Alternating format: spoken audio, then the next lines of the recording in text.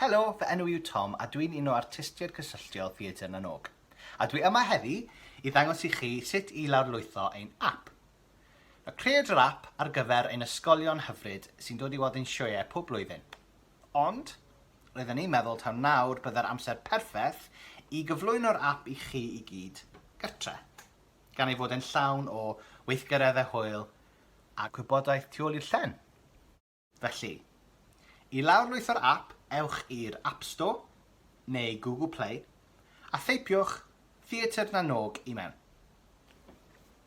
Yna fe welwch chi'r app gyda'n logo, a'r cwbl sy'n rhaid i chi wneud yw clicio i lawrlwytho. Gallwch hefyd weld popeth sydd ar yr app ar-lein, gan fynd i theatrenanog.aspiretobe.app. Unwaith i chi lawrlwytho'r app, neu fynd ar y wefan, cliciwch naill ai Siwmai ar gyfer adnoddau yn y Gymraeg, neu Helo ar gyfer adnoddau Saesneg.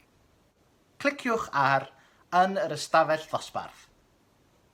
Byddwch chi wedyn yn gweld yr adran mewn gofnodi, ond does dim angen i chi wneud hynny.